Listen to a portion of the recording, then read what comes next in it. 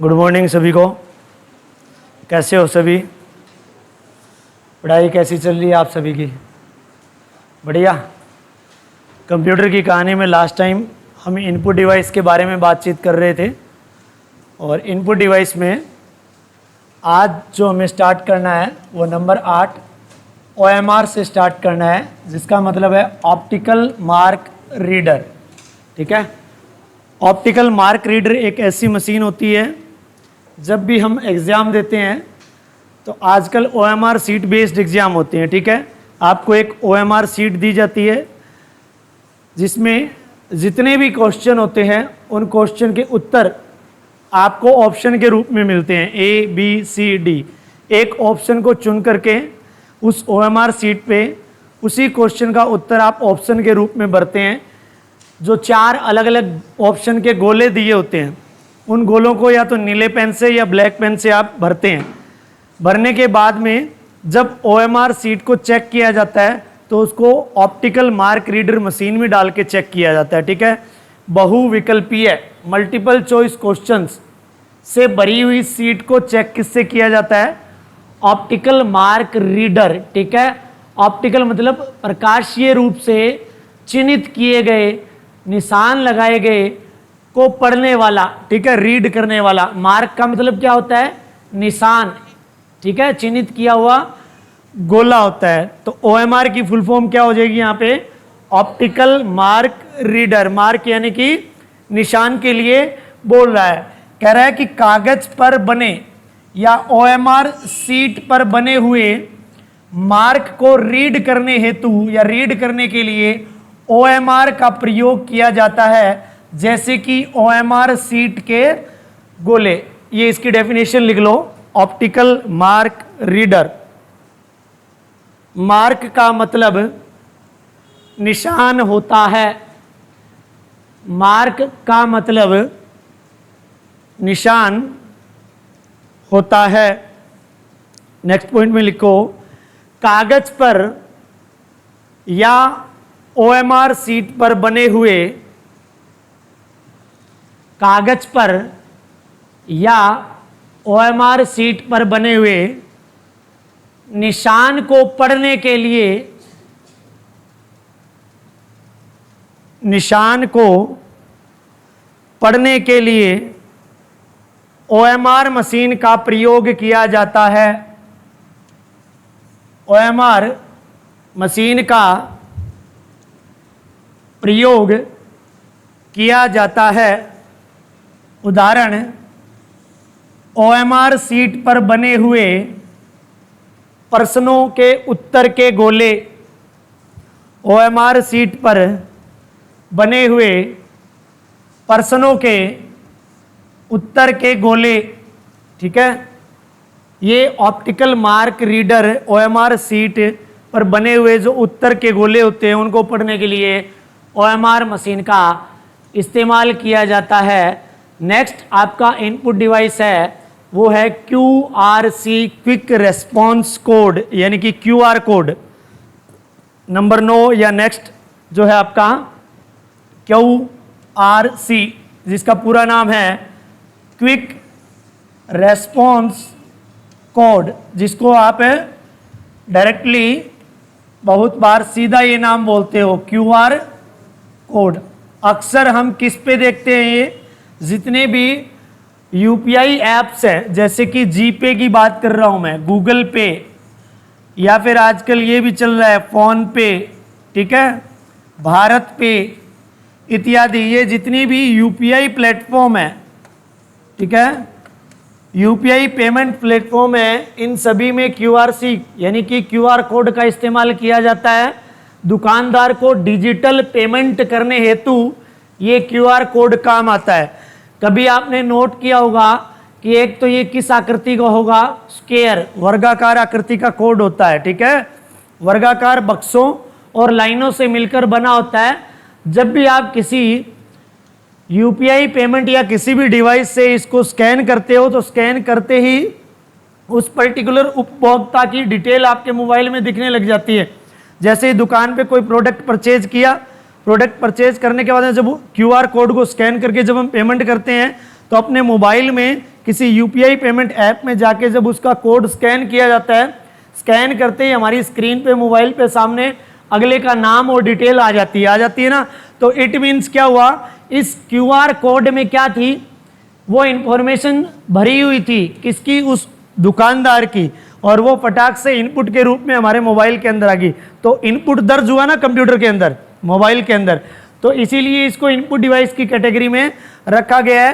तो ये लाइन लिख लो, यह कोड वर्गाकार फ्रेम, यह कोड वर्गाकार, ये स्क्वायर बनाया ना मैंने, स्क्वायर का मतलब होता है क्या, वर्गाकार ही होता है। यह कोड वर्गाकार फ्रेम में होता है जो बहुत सारे डॉट व लाइनों से मिलकर बना होता है। यह कोड एक वर्गाकार फ्रेम में होता है जो बहुत सारे डॉट व लाइनों से मिलकर बना होता है। इसका आकार 4 बिट का होता है। इसका आकार 4 बिट का होता है। ये बिट शब्द जो आया है, इसका पूरा नाम क्या होता है, बाइनरी डिजिट। ये मैं पहले आपको बता चुका हूं, जो बाइनरी शब्द है इसका केवल क्या उठा लिया, बी उठा लिया, ठीक है। डिजिट में से क्या उठा लिया, आई तथा टी उठा लिया, तो ये क्या बन गया, बिट बन गया, ठीक है। ये चीज मैं पहले बता चुका हूं। बाइनरी डिजिट इसका पूरा नाम होता है। बाइनरी शब्द का बी ले लिया, डिजिट का आई और टी लास्ट वाला ले लिया, क्या बन गया, बिट। यानी कि ये किससे बनकर मिलकर बना होता है, 4 बाइनरी डिजिट से मिलकर बना होता है, ठीक है। 4 बिट का मतलब 4 बाइनरी डिजिट की ये बात कर रहा है। जिस प्रकार देखो मैंने आपको एक बारी बीच में टॉपिक से भटक करके 1 से लेकर 15 तक की बाइनरी भाषा में गिनती बताई थी कंप्यूटर में, याद है। जैसे कि मान लो मैंने 5 का एग्जाम्पल आपको बताया था कि 5 को कंप्यूटर कैसे समझता है, 0 1 0 1, ठीक है। तो इसमें कुल कितने अंक आए, 4 अंक आए। कितने आए, 4। जैसे मैंने बताया कि बिट जो होते हैं या बाइनरी डिजिट होते हैं, कुल कंप्यूटर के अंदर कितने बाइनरी डिजिट यूज होते हैं, या तो 0 या 1। तो कुल कितने हुए, ये 2। क्या मुझे इस 5 अंक में कंप्यूटर की भाषा में 0 और 1 के अलावा कुछ नजर आ रहा है, कुछ नहीं नजर आ रहा है। 0 और 1 कितनी बार आ रहे हैं, 2-2 बार आ रहे हैं। कुल अगर मैं देखूं तो कितनी बार आ रहे हैं, 4 बार। इसका मतलब ये संख्या कितने अंकों की हो गई, 4 अंकों की। कंप्यूटर में इसी 4 अंकों की संख्या को 4 बिट की संख्या कहा जाता है, ठीक है। 4 बाइनरी डिजिट, यानी कि तो ये जो कोड होगा वो कुल कितने का होगा, 4 अंक का होगा, 4 बिट का होगा, 4 बाइनरी डिजिट का होगा। इसलिए यहां पे बोला गया है कि यह आकार में 4 बिट का होता है, जो बहुत से प्रोडक्ट पर लिखा हुआ होता है, जो बहुत से, उसी में लाइन जोड़ लेना, ठीक है। यह इसका आकार 4 बिट का होता है, जो बहुत सारे प्रोडक्ट्स पर लिखा हुआ होता है, पर लिखा हुआ होता है। जैसे कि अलग अलग डिजिटल वॉलेट्स में भी क्यूआर कोड होता है। जैसे कि अलग अलग डिजिटल पेमेंट वॉलेट लिख लेना, डिजिटल पेमेंट वॉलेट में भी क्यूआर कोड होता है। उदाहरण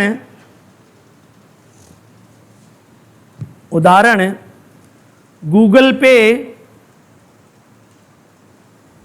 उदाहरण गूगल पे comma Paytm, Paytm comma phone पे व भारत पे इत्यादि, व भारत पे इत्यादि। इस क्यूआर कोड में क्या होगी? प्रोडक्ट से संबंधित या उपभोक्ता से संबंधित जानकारी होगी। ठीक है, ये जानकारी, ये लाइन भी जोड़ लेना। ये उदाहरण लिख लिया क्या? पेटीएम, गूगल पे, फोन पे, भारत पे इत्यादि। ठीक है, ये लाइन यूं की यूं लिख लो। इस कोड में उस प्रोडक्ट से संबंधित जानकारी उपलब्ध होती है जो स्कैन करके कंप्यूटर तक पहुंचाई जाती है।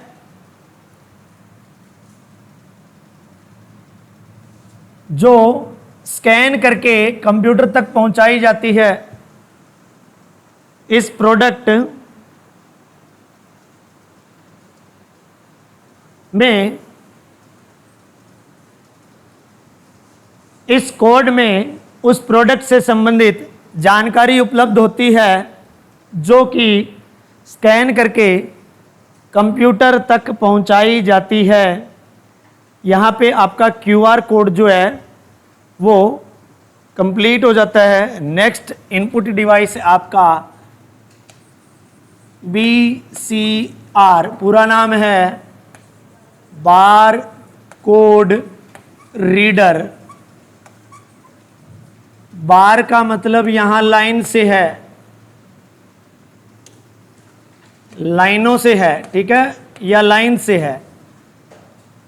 बहुत से प्रोडक्ट आपने देखे होंगे मार्केट से, जैसे कि उदाहरण के तौर पे हम टूथपेस्ट कोलगेट खरीदते हैं तो कहीं ना कहीं आपका उस प्रोडक्ट में इंग्रेडिएंट्स जो होते हैं वो लिखे हुए मिलेंगे। कहीं आपको MRP लिखा हुआ मिलेगा, कहीं आपको मैन्युफैक्चरिंग डेट लिखी हुई मिलेगी, कहीं एक्सपायरी डेट लिखी हुई मिलेगी। उसी जानकारी के आसपास आपको एक आयताकार डब्बे में या फिर आयताकार आकार में ऐसी खड़ी लाइनें मिलेंगी। ठीक है, इन लाइनों को क्या कहा जाता है? बार कहा जाता है। और कंप्लीट इस आयताकार पट्टी को बार कोड कहा जाता है। इसी बार कोड को पढ़ने वाली मशीन को बार कोड रीडर कहा जाता है। इन्वेंशन की बात करूं तो 1971 जॉर्ज भाई साहब, ठीक है, जॉर्ज जे लोरर। ठीक है, जॉर्ज जे लोरर। बारकोड रीडर किसने बनाया? जॉर्ज जे लोरर ने बनाया। 1900 बारकोड रीडर बनाया, सॉरी। ठीक है, बारकोड तो पहले ही था। बार मीन्स लाइनों को इंगित कर रहा है। ठीक है, लाइनों की बात कर रहा है। अब जब भी आप किसी पर्टिकुलर बड़े कंपनी के शोरूम में जाते हो, पैंट शर्ट खरीदते हो, शूज़ खरीदते हो, कोई भी प्रोडक्ट परचेज करते हो, तो आजकल ऑनलाइन बिल कटता है तो उनके पास एक स्कैनर मशीन होती है जिसके अंदर से लाइट बीम आती है रेड कलर की। जब भी वो प्रोडक्ट को सामने रख के उसके बार कोड के ऊपर उस स्कैनर से लाइट बीम लाल कलर की मारते हैं तो उसकी USB केबल जो होती है वो कंप्यूटर से जुड़ी होती है उस मशीन की। वो क्या है, उस बार कोड को पढ़ लेती है वो मशीन। उसको बार कोड रीडर ही कहते हैं मशीन को। पढ़ने के बाद में वो कंप्यूटर तक उस कंप्लीट बार कोड में उपलब्ध जानकारी को कंप्यूटर पे पहुंचा देती है। जैसे कि उसके अंदर क्या क्या हो सकता है, मेनली तो मैन्युफैक्चरर कंपनी की जानकारी और उस रेट से संबंधित इन चीज़ों की जानकारी उसके अंदर छुपी होती है। और ये किस पे काम करता है? UPC पैटर्न के ऊपर काम करता है। किस पे काम करता है? UPC, यूनिवर्सल प्रोडक्ट कोड जिसको कहते हैं, UPC पैटर्न के ऊपर ये काम करता है। ठीक है, तो ये चीज़, इतनी चीज़ लिख ली क्या, यहाँ से लेकर यहाँ तक, जैसे मैंने यहाँ लिखी, या कुछ भी नहीं लिखा? अभी कुछ नहीं लिखा ना। 1971 और जॉर्ज जे लोरर लिखा होगा, बाकी चीज़ मैं लिखवा देता हूँ। ठीक है, BCR बार कोड रीडर पूरा नाम, इन्वेंशन 1971 में जॉर्ज जे लोरर लिखो, यह एक प्रकार का स्कैनर होता है, इसमें बार का मतलब खड़ी लाइनें होती है। यह एक प्रकार का स्कैनर होता है। देखो पहले तो स्कैनर आया था इनपुट डिवाइस के रूप में, जिसमें मैंने आपको बताया था कि उसका जो जन्मदाता है, उसका जो खोज करता है, पिता या आविष्कार है, रे कुर्जवेल है, ये मैंने बताया था। वो तो क्या है, डॉक्यूमेंट को स्कैन करने के लिए काम में लिया जाता है। ये बारकोड रीडर एक किस्म की स्कैनर मशीन की तरह ही काम करती है, और स्कैनर ही होता है जो कि केवल और केवल बारकोड को रीड करने का काम करता है, डॉक्यूमेंट को स्कैन नहीं करता है। ठीक है, इसलिए यहाँ पे बोला गया है कि यह एक प्रकार का क्या है, स्कैनर है। इसमें बार का मतलब क्या है, खड़ी लाइनें होती है। ठीक है, किसी भी वस्तु, ये लिख लो, किसी भी वस्तु पर लाइनों यानी कि बार तथा अंकों से बना कोड होता है। बार कोड जो होता है, किसी भी वस्तु पर लाइनों, बार तथा अंकों से बना कोड होता है, जिसमें वस्तु तथा वस्तु को बनाने वाली संस्था यानी कंपनी की बात कर रहा है। ये किसकी बात कर रहा है, कंपनी या फैक्ट्री जिसने उस प्रोडक्ट को बनाया है, वस्तु को बनाया है। कहता है जिसमें वस्तु तथा वस्तु को बनाने वाली संस्था की जानकारी होती है। इस बार कोड को पढ़ने के लिए बीसीआर बार कोड रीडर का प्रयोग किया जाता है। आराम से बोलो। इस बार कोड को, इससे पहले लिख लिया जो बोला है, इस बार कोड को पढ़ने के लिए बीसीआर का प्रयोग किया जाता है। इसका दूसरा नाम ओबीसीआर होता है, या फिर यूं लिख सकते हो, इसे ओबीसीआर भी कहा जाता है। बीसीआर का मतलब बार कोड रीडर, ओ का मतलब ऑप्टिकल हो जाएगा यहाँ पे, ऑप्टिकल, क्योंकि ये रेड कलर की लाइट बीम की सहायता से उस वस्तु पे लिखे हुए बार कोड को स्कैन करता है। और रेड कलर की लाइट बीम होती है, वो एक प्रकाश होता है, और प्रकाश को इंग्लिश में ऑप्टिक कहा जाता है, ऑप्टिक्स कहा जाता है। ठीक है, इसलिए इसका नाम ऑप्टिकल बार कोड रीडर भी कहा जाता है। ठीक है, ये लिख रखा, इसको ऑप्टिकल बार कोड रीडर भी कहते हैं, यानी कि ओबीसीआर कहते हैं। नेक्स्ट पॉइंट में लिखो, वर्तमान समय में बीसीआर यूपीसी पैटर्न पर आधारित है। वर्तमान समय में बीसीआर यूपीसी के ब्रैकेट में इसका पूरा नाम भी लिख लेना भाई। ठीक है, यूपीसी ब्रैकेट में लिख देना, यूनिवर्सल प्रोडक्ट कोड। वर्तमान में बीसीआर यूपीसी पैटर्न पर आधारित है।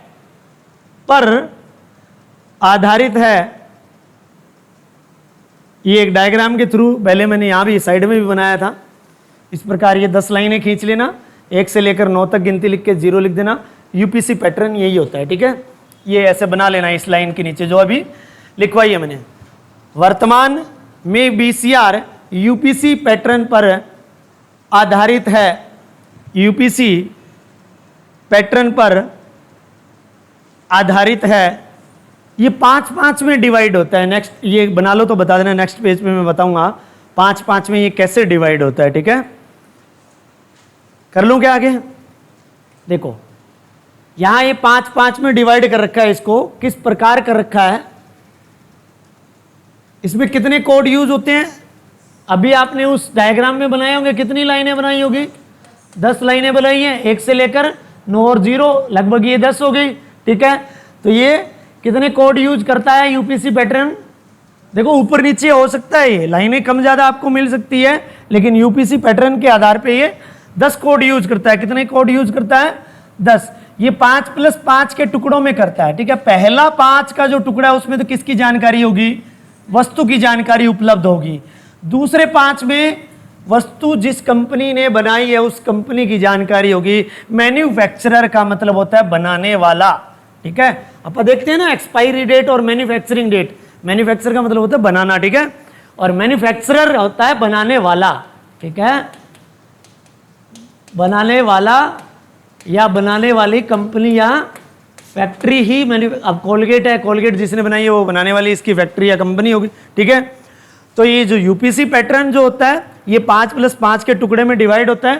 पहला 5 का टुकड़ा क्या जानकारी देगा आपको, प्रोडक्ट या वस्तु की जानकारी देगा।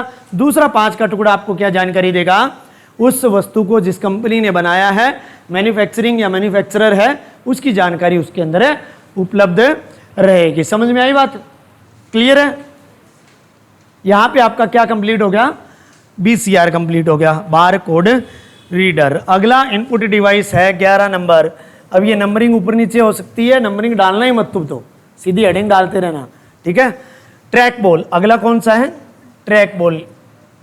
ये भी एक पॉइंटिंग डिवाइस ही होता है, ठीक माउस की तरह काम करता है, ठीक है। देखो माउस की तरह ही इस्तेमाल करते हैं, मोशन डेटा को स्टोर करवाने के लिए इस्तेमाल किया जाता है। Computer aided design, computer aided manufacturing, जो कि इंजीनियर वर्क्स होते हैं डिजाइनिंग काम के लिए, ये दो तकनीक काम में ली जाती है।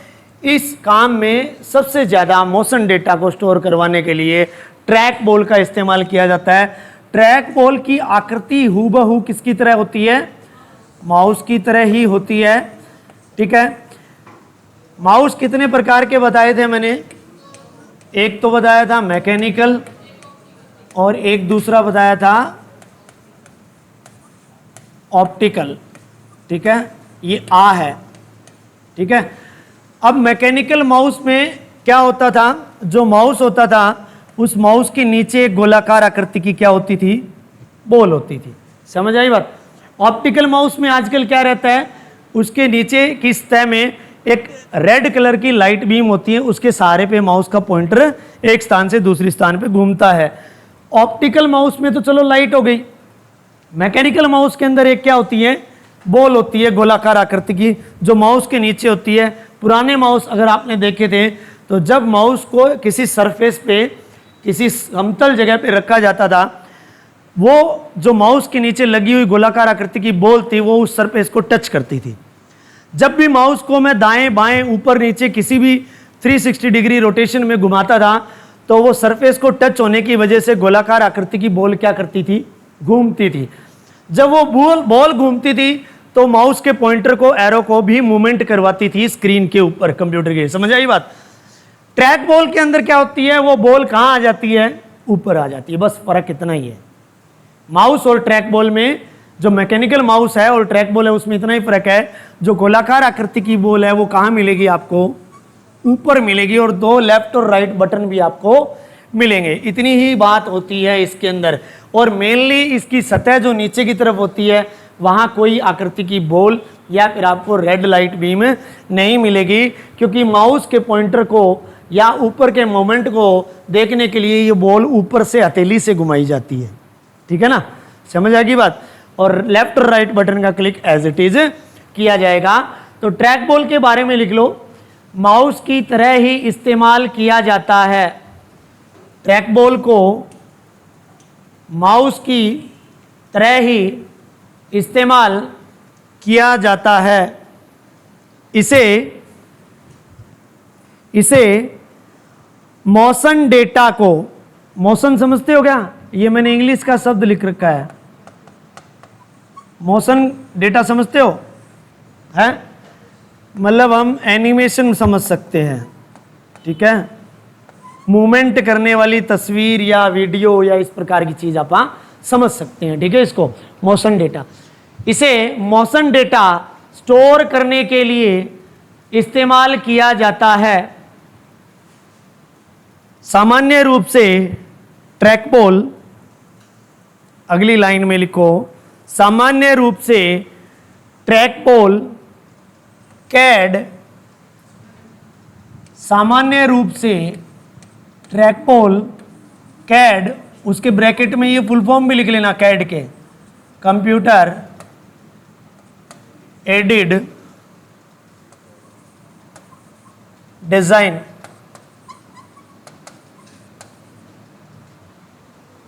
सामान्य रूप से trackball CAD computer aided design तथा कैम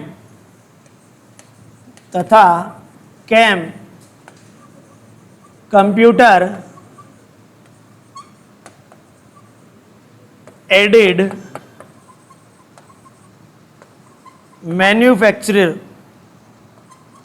मैन्युफैक्चरर की स्पेलिंग क्या होनी चाहिए भी,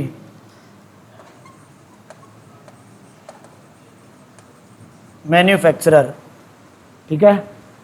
सामान्य रूप से trackball CAD computer aided design तथा कैम कंप्यूटर एडेड मैन्युफैक्चरिंग, ये इसको मैन्युफैक्चरिंग भी लिख सकते हो और मैन्युफैक्चरर भी लिख सकते हो आप, ठीक है।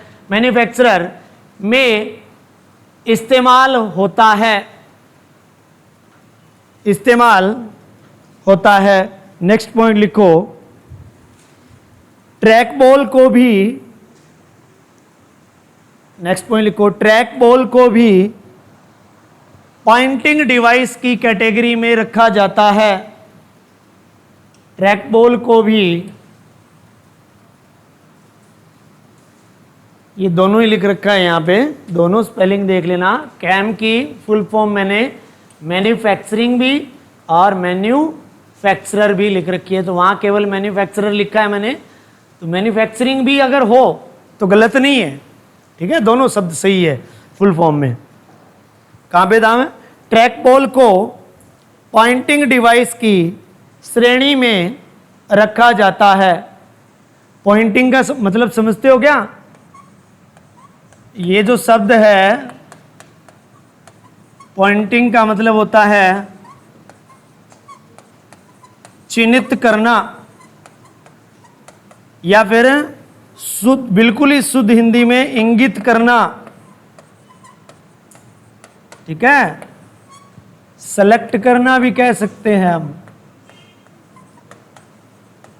समझ गए ना आप? तो शब्द का मतलब पॉइंटिंग डिवाइस मतलब किसी पर्टिकुलर ऑब्जेक्ट या तत्व या एलिमेंट को सिलेक्शन, चिन्हित या इंगित करने में काम में लिया जाए जिस डिवाइस की मदद से, वो किस में चला जाएगा? पॉइंटिंग। इनपुट तो होता ही होता है क्योंकि इनपुट डिवाइस तो हम कर ही रहे हैं, तो ये लाइन तो लिखने की कोई ज़रूरत ही नहीं है, यहाँ से लिखी हुई है, ये एक इनपुट डिवाइस है, ये तो मत ही लिखना, ये मैंने लिखवाई दी। ट्रैकबॉल को पॉइंटिंग डिवाइस की कैटेगरी या श्रेणी में रखा जाता है। ये दोनों फुल फॉर्म हो गई। ये लाइन छोड़ देना, ये रिपीट हो गई वापस से, ठीक है। मोशन डेटा के बारे में ये छोड़ देना, फालतू की कॉपी मत भरो, ये वैसे रिपीट कर दी होगी। तो यहाँ पे आपकी कौन सी इनपुट डिवाइस कंप्लीट हो गया? ट्रैकबॉल कंप्लीट हो गया। नेक्स्ट चलें क्या आगे? ट्रैकबॉल के बाद में है BMD बायोमेट्रिक डिवाइसेस, ठीक है। ये चीज़ तो बड़ी आसान चीज़ है, हमें पता भी होना चाहिए। अगला जो इनपुट डिवाइस है उसका नाम है BMD, B for biometric devices. Biometric क्या होता है? शरीर के अंगों को हम बायोमेट्रिक कह सकते हैं, शरीर के अंगों की जानकारी को, ठीक है। जैसे कि आपके फिंगरप्रिंट हो गए, है ना, आंखों की ज्योति हो गई, ये शरीर के अंगों की जानकारी हम आधार कार्ड बनवाते हैं तब देते हैं ना। आधार कार्ड सभी ने बनवाया है, और शुरुआत में जब हमने किसी कैंप के थ्रू या किसी आधार कार्ड बूथ पे जाकर के जब आधार कार्ड बनवाया है तो उन्होंने एक मशीन लेके हमारी आंखों को भी स्कैन किया है। हमें 4-4 ऐसे उंगली किसी मशीन पे रख के बारी बारी स्कैन करवानी पड़ी है, फिर अंगूठे भी स्कैन करवाने पड़े हैं। अच्छा, अभी जब हम कई बारी बैंक में जाते हैं या फिर ये हमारे बड़े बुजुर्ग जाते हैं जो बुढ़ापा पेंशन लेने के लिए, तो इनको आजकल जब खाते में कोई आती है या फिर 2000 रुपये वो प्रधानमंत्री किसान निधि योजना वाले आते हैं, तो वो क्या करते हैं, एक छोटा सा ऐसे एक डिवाइस रखते हैं, वहाँ फिंगर या अंगूठा रखवाते हैं और फिर वो 2-3 हज़ार रुपये बुजुर्ग को निकाल के दे देते हैं। तो वो अंगूठा क्या है, उसके फिंगरप्रिंट स्कैन कर रहा है, ठीक है। तो फिंगरप्रिंट स्कैनर हो गया तो वो किस में आ जाएगा? वो बायोमेट्रिक डिवाइस में आ जाएगा। तो बायोमेट्रिक डिवाइस समझ में आ गया, इसके बारे में लिख लो। ये चीज़ तो चलो मैंने थोड़ी सी इधर बता दी, इसके बारे में ये लिख लो। बायोमेट्रिक डिवाइस के माध्यम से प्रमाणिकता को इनपुट किया जाता है, और ये इनपुट किस में किया जाता है? कंप्यूटर में किया जाता है। बायोमेट्रिक डिवाइस के माध्यम से प्रमाणिकता को इनपुट किया जाता है। प्रमाण यानी कि सबूत हो वो भी, हाँ ये फिंगरप्रिंट ई आदमी का है, ठीक है। बायोमेट्रिक डिवाइस के माध्यम से प्रमाणिकता को इनपुट किया जाता है। नेक्स्ट पॉइंट इसी में लिख सकते हैं, शरीर के अंगों की जानकारी के लिए बायोमेट्रिक डिवाइस को इस्तेमाल किया जाता है। शरीर के अंगों की जानकारी के लिए बीएमडी यानी बायोमेट्रिक डिवाइस का इस्तेमाल किया जाता है। नेक्स्ट पॉइंट में लिखो, इनको बायो सेंसर डिवाइस भी कहा जाता है। इनको बायो सेंसर इंग्लिश में ऐसे लिख सकते हो, बायो तो ये हो ही गया, सेंसर, ठीक है, या फिर ऐसे लिख लेना, बै आ की मात्रा यो, बायो, से आदो ने, फिर से, फिर रे और ए की मात्रा, बायो सेंसर है। इनको बायो सेंसर डिवाइस भी कहा जाता है। उदाहरण कौन कौन से हो जाएंगे इसके? फिंगरप्रिंट स्कैनर, उंगली को स्कैन करने वाला, अंगूठों को स्कैन करने वाला थंब स्कैनर। मैंने थंब हिंदी में लिख दिया ऐसे है, ये इंग्लिश का नाम THUMB, हिंदी में क्या हो जाएगा? अंगूठा। अंगूठा का छोटा होगी मात्रा आवेगी के अंगूठा, ठीक है, अंगूठा स्कैन करने वाला। उदाहरण फिंगरप्रिंट स्कैनर, थंब स्कैनर, आई स्कैनर, आंखों को स्कैन करने वाला। ये सभी किस कैटेगरी में आ जाएंगे? बायोमेट्रिक डिवाइसेस के अंदर आ जाएंगे। समझ आएगी बात, ठीक है। अगला है वेब कैम या वेब कैमरा। यही है वेब कैम या कैमरा। सीधी डेफिनेशन लिखो, इसको क्या समझाना। वेब कैम या वेब कैमरा तस्वीर तथा चलचित्र, तस्वीर तथा चलचित्र को बनाकर कंप्यूटर में भेजने हेतु, तस्वीर तथा चलचित्र को बनाकर कंप्यूटर में भेजने हेतु वेबकैम या वेब कैमरा का इस्तेमाल किया जाता है। दोबारा बोल रहा हूँ, तस्वीर तथा चलचित्र को बनाकर कंप्यूटर में भेजने हेतु वेबकैम या वेब कैमरा का इस्तेमाल किया जाता है। तस्वीर हो गई यहाँ पे इमेज, पिक्चर, फोटो, ठीक है। चलचित्र होगी यहाँ पे वीडियो, ठीक है। इमेज जो होती है वो स्थिर होती है, चलचित्र चलता है, वीडियो चलती है ना, ठीक है। तो ये नाम यहाँ पे लिख रखा होगा मैंने, इमेज इसका मतलब तस्वीर, वीडियो मतलब चलचित्र, ठीक है। इसको चलचित्र कहा जाता है। तो वीडियो कैमरा के बारे में तो बखूबी हमें पता ही है, हम बहुत सी चीज़ों में यूज़ करते हैं। वेब कैम को यहाँ पे भी यूज किया जा रहा है। इसके अलावा आप कैमरा जो होता है आपका मोबाइल वाला भी यूज़ करते हो, वीडियो बनाने के लिए भी और फोटो खींचने के लिए भी, ठीक है। इसके बाद में नेक्स्ट इनपुट डिवाइस है आपका SRS और VRS, जो मैंने शुरुआत में आपको बताया था। SRS या VRS स्पीच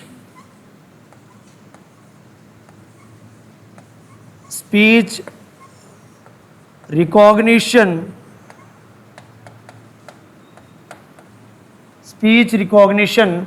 सिस्टम, नीचे ये फुल फॉर्म यहाँ लिख रखी है, यहाँ से भी देख सकते हो, सिस्टम। और दूसरा है आपका वॉइस रिकॉग्निशन सिस्टम।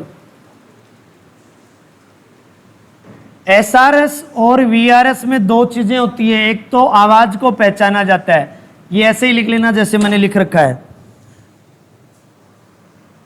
एक तो वॉइस को रिकॉग्नाइज किया जाता है, पहचाना जाता है, प्लस उसमें एक क्या होता है, माइक भी होता है, माइक्रोफोन भी होता है, ठीक है, क्योंकि माइक्रोफोन होगा तभी आवाज वो जाएगी वहां पे रिकॉर्ड होकर के, और उसके बाद में वॉइस को पहचानने वाला होगा तभी वॉइस को रिकॉग्नाइज किया जाएगा। Speech recognition system, voice recognition system. Voice भी आवाज होती है, स्पीच मतलब बोलना ही होता है, इसमें भी आवाज ही निकलती है, तो दोनों केस में ये नाम तो हो गया आवाज। रिकॉग्नाइज या रिकॉग्निशन क्या होता है, पहचानने वाला सिस्टम, ठीक है, ऐसा सिस्टम, ऐसा तंत्र जो हमारी बोली हुई आवाज को क्या कर ले, पहचान ले, वो होता है एसआरएस या VRS, voice recognition plus microphone. SRS VRS की फुल फॉर्म ये दोनों की दोनों यहाँ पे लिखी हुई है।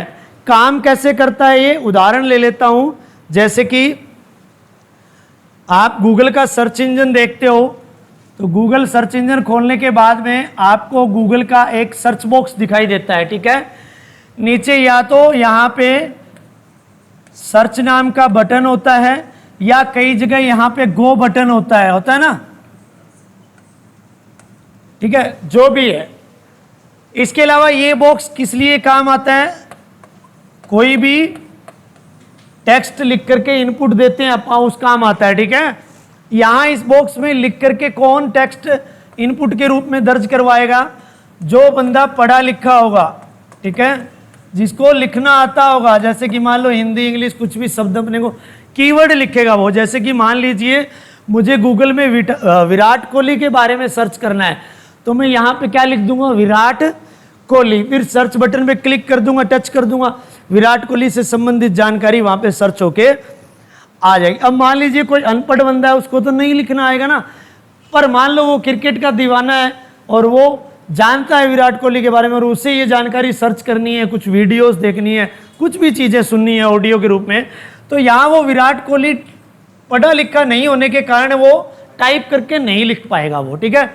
तो यहाँ एक छोटा सा माइक बना हुआ होता है इस प्रकार का, ठीक है ना, ये जो माइक वाला ऑप्शन है इस पे वो टच करेगा तो या तो इंग्लिश में लिखा हुआ आएगा, अगर उसने फोन की भाषा इंग्लिश में बना रखी है तो स्पीक नाउ लिखा हुआ आएगा, ठीक है, या फिर हिंदी में कर रखी है तो अब बोलिए या फिर बोलिए ऐसा लिखा हुआ आएगा। जैसे ही वो जो भी शब्द या लाइन बोलेगा वो यहाँ पे फटाक से क्या हो जाएगी, टाइप हो जाएगी। तो सबसे पहली बात, वो बोली किसकी वजह से, उसने माइक था तो ही बोली ना, ठीक है। दूसरी बात, इस माइक में बोली गई वो बात यहां पे लिखी गई, क्यों लिखी गई, क्योंकि उसकी आवाज को क्या कर लिया गया, पहचान लिया गया उस सिस्टम के द्वारा, ठीक है। और वो पहचानने का कार्य और माइक का कार्य कॉम्बिनेशनल है, उस प्रकार की इनपुट डिवाइस को या इनपुट यंत्र को एसआरएस या वीआरएस कहते हैं। ये इनपुट डिवाइस या इनपुट यंत्र एक सॉफ्टवेयर के रूप में ही होता है, ठीक है, इसका कोई हार्डवेयर नहीं है। हार्डवेयर कहाँ टच कर पा रहे हैं, आप सीधा उस माइक पे क्लिक करेंगे, क्लिक करते ही वो इसको यूज कर लेंगे। अब आपने दो चीज देखी होगी कि सबसे पहले उसने माइक में बोला, माइक से वो इनपुट चली गई, फिर उसने रिकॉग्नाइज करके उस टेक्स्ट को सक्सेसफुली लिख भी दिया। कुछ एक सेकंड के अंतराल के बाद में वही लाइन या वो शब्द या सेंटेंस बोल करके आवाज के रूप में सुनाई देते हैं ना, क्लियर है, कभी सुना है ये बात।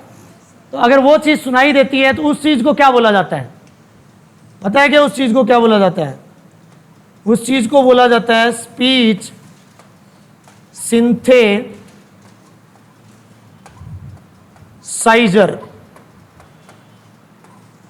स्पीच सिंथेसाइजर ये काम आउटपुट डिवाइस का होता है, ये एक आउटपुट डिवाइस की कैटेगरी में आता है, लेकिन ये इस टॉपिक से जुड़ा हुआ है, इसलिए मुझे ये बातें बतानी पड़ रही है। क्योंकि देखो, जब माइक ने अपना काम किया तो कंप्यूटर के अंदर इनपुट जा रही थी, जब यहाँ पे लिखा गया तब भी क्या है, उस आवाज को, गई हुई इनपुट को पहचाना जा रहा था, ये भी इनपुट का काम है।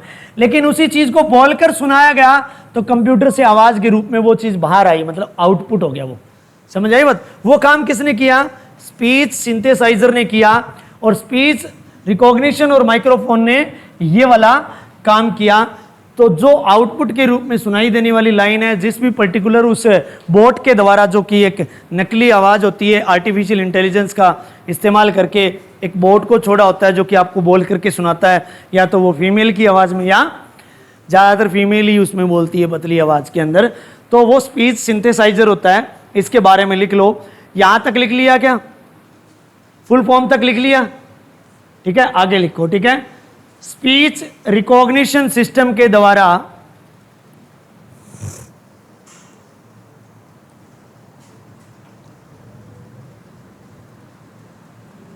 स्पीच रिकॉग्निशन सिस्टम के द्वारा कंप्यूटर पर बोलकर आसानी से इनपुट दर्ज करवाए जा सकते हैं। ये जैसे में भाई दो मात्रा आएगी यहां पे।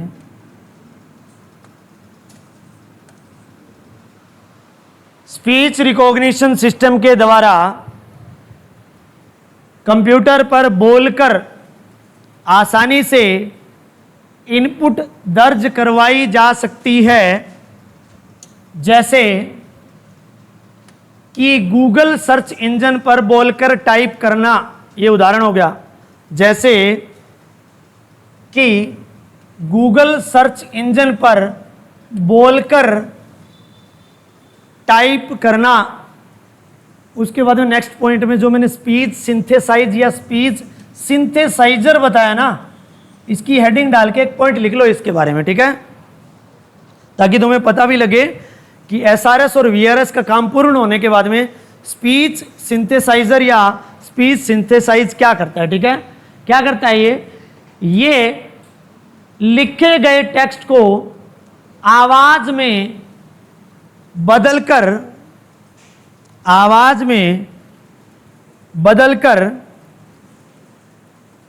वह उपयोगकर्ता को बोलकर सुनाता है। स्पीच सिंथेसाइज या सिंथेसाइजर ये टेक्स्ट को लिखे गए टेक्स्ट को आवाज में बदलकर वह उपयोगकर्ता को बोलकर सुनाता है। एक किस्म का इनपुट डिवाइस के अंदर, ये किसका टॉपिक है? आउटपुट डिवाइस का। ठीक है, ये आउटपुट की कैटेगरी में आएगा। ये जुड़ा हुआ है वीआरएस और एसआरएस से, इसलिए इसके साथ में मैंने करवा दिया। बाकी स्पीच सिंथेसाइजर या सिंथेसाइज के काम के अनुसार देखा जाए तो कंप्यूटर में लिखे हुए टेक्स्ट को बाहर आउटपुट के रूप में परिणाम स्वरूप बोल करके यूजर को, उपयोगकर्ता को सुना रहा है। इसलिए ये किस कैटेगरी में आ गया? आउटपुट देने का काम इसने किया, तो आउटपुट डिवाइस या यंत्र के रूप में गिना जाएगा। ठीक है, लास्ट आखिरी इनपुट डिवाइस है यहां पे डिजिटाइजर या ग्राफिक्स टैबलेट। डिजिटाइजर या ग्राफिक्स टैबलेट ज्यादा मुश्किल चीज नहीं है। ये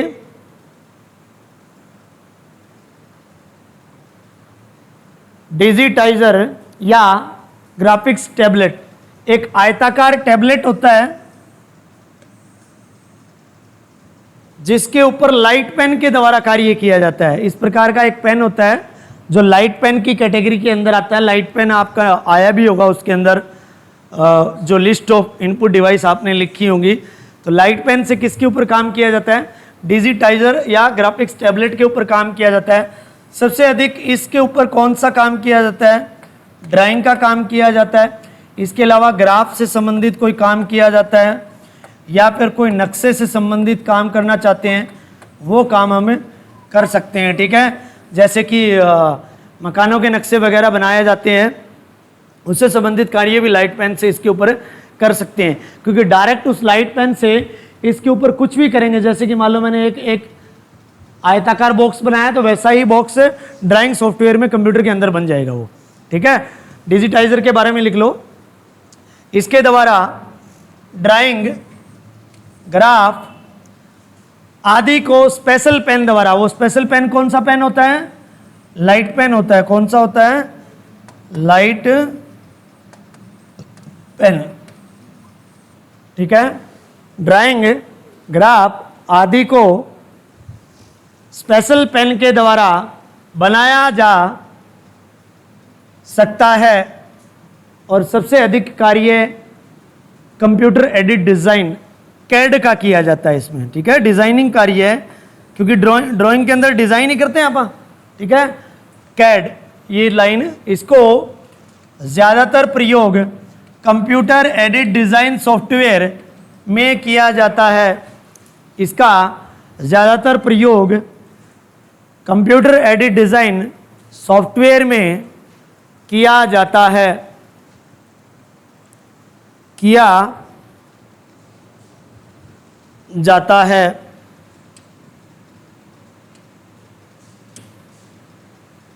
इनपुट डिवाइस स्टार्ट कहाँ से हुए थे? ये वो लिस्ट थी आपकी, है ना?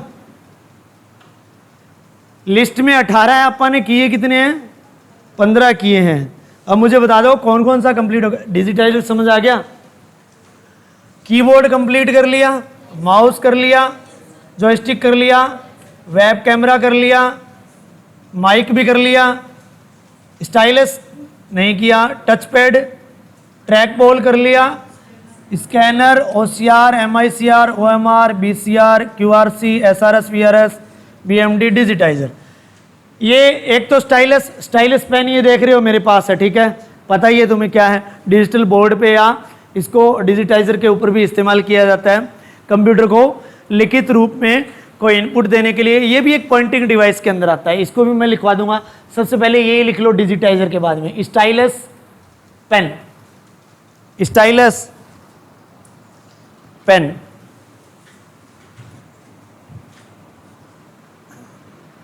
स्टाइलस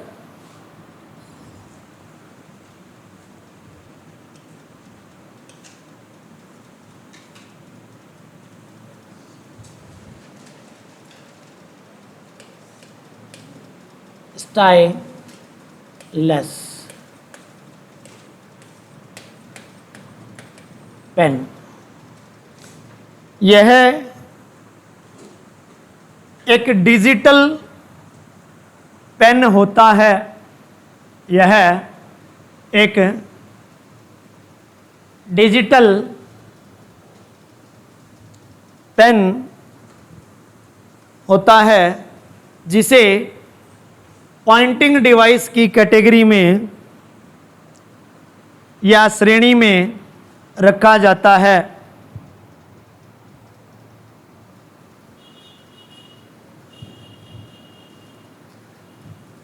इस पेन को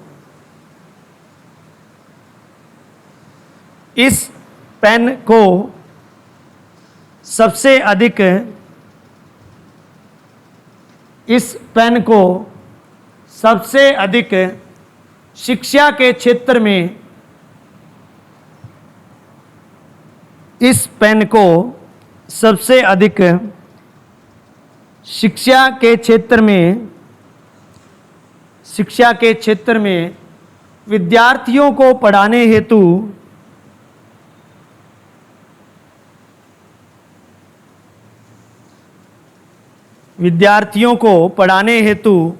डिजिटल इलेक्ट्रॉनिक बोर्ड पर किया जाता है। इस पेन का सबसे अधिक प्रयोग शिक्षा के क्षेत्र में विद्यार्थियों को पढ़ाने हेतु डिजिटल इलेक्ट्रॉनिक बोर्ड पर किया जाता है। लाइन सेम बोली है क्या दूसरी बार में, या आगे पीछे कर दिया मैंने? लगभग मेरे ख्याल में सेम ही है ना? तो ये तो हो गया आपका स्टाइलस पेन। यूज़ हर रोज़ देखते हो आप, आपके टीचर के द्वारा किया जाता है, तो ये कोई ज़्यादा बड़ी बात है नहीं है। टच पैड लिखो, अगला है टच पैड, 17 नंबर है क्या? फिर क्या रह जाएगा आपका? लाइट पेन रह जाएगा। टच पैड, टच पैड यह एक आयताकार, यह एक आयताकार या वर्गाकार आकृति, यह एक आयताकार या वर्गाकार आकृति की पैड होती है, की पैड होती है जो ज्यादातर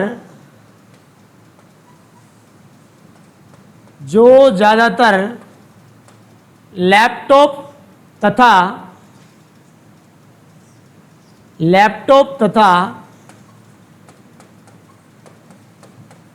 एटीएम मशीन में पाई जाती है। यह एक आयताकार या वर्गाकार आकृति की पैड होती है जो ज़्यादातर लैपटॉप तथा एटीएम मशीन में पाई जाती है। इस पैड को उपयोगकर्ता द्वारा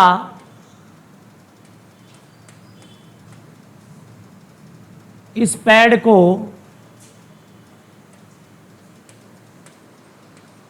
उपयोगकर्ता द्वारा उंगली से टच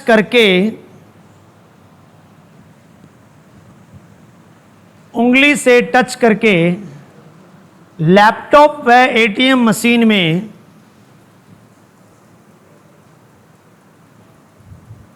उंगली से टच करके लैपटॉप व एटीएम मशीन में आवश्यकता अनुसार इनपुट प्रदान की जाती है। आवश्यकता अनुसार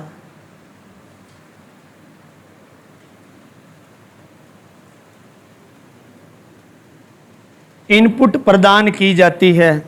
समझ आ गई बात? लास्ट लिखो लाइट पेन, अंतिम हो जाएगा तुम्हारा लाइट पेन। लाइट पेन कल आपा लाइट पेन लिखवाने के बाद में मैं देख लेता हूँ कितने नंबर पे थे। कल आपा नया टॉपिक स्टार्ट करेंगे आउटपुट डिवाइस, ठीक है। इनपुट डिवाइस यहाँ पे फिनिश है आपका, हो गया है। अंतिम क्या है? Light pen. देखो होता स्टाइलस पेन की तरह ही है, सिर्फ इतनी सी बात है जो इसकी नुकीली नोक होती है, वो नोक जो होती है वहाँ एक लाइट बीम होती है रेड कलर की, ठीक है। उस रेड कलर की लाइट बीम की सहायता से ये कार्य करता है। और इसका ज़्यादातर प्रयोग किसके ऊपर किया जाता है? लाइट पेन का डिजिटाइजर पे किया जाता है, ठीक है, जो अपन ने अंतिम 15 नंबर पे पढ़ा था, ठीक है। जो ड्राइंग ग्राफ से संबंधित या नक्शे बनाने से संबंधित कैड तथा कैम जो डिज़ाइनिंग वर्क जो होता है उसके अंदर, कैड वर्क के अंदर जो कैड सॉफ्टवेयर होता है उसमें ऑटोकैड सुनी है? ऑटोकैड वो एक कोर्स हुआ है लगू, ठीक है, वो कंप्यूटर एडेड डिज़ाइनिंग ही हुआ है, उसमें डिजिटाइजर का और लाइट पेन का ज़्यादा इस्तेमाल होता है, ठीक है। तो डिजिटाइजर के ऊपर इनपुट दर्ज करवाने के लिए सबसे अधिक एक लाइट बीम वाला पेन होता है जिसका नाम लाइट पेन होता है, उसका इस्तेमाल किया जाता है, ठीक है। लाइट पेन लिखो, यह स्टाइलस पेन की तरह ही होता है। यह स्टाइलस STYLUS स्टाइलस पेन की तरह ही होता है, परंतु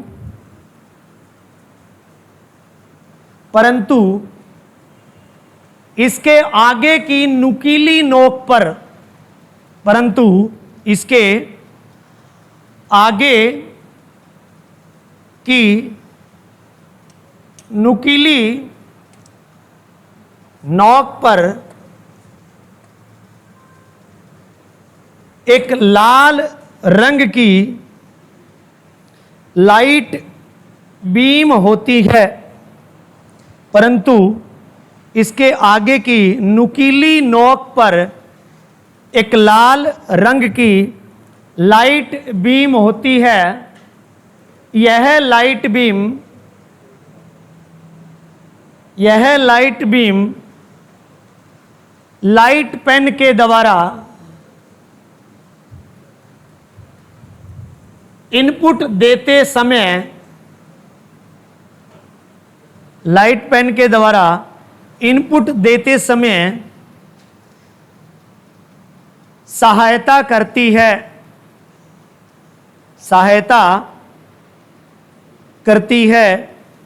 इस पेन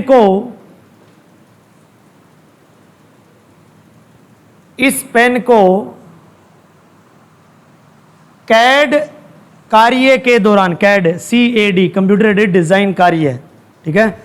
इस पेन को कैड कार्य के दौरान डिजिटाइजर के साथ इस्तेमाल किया जाता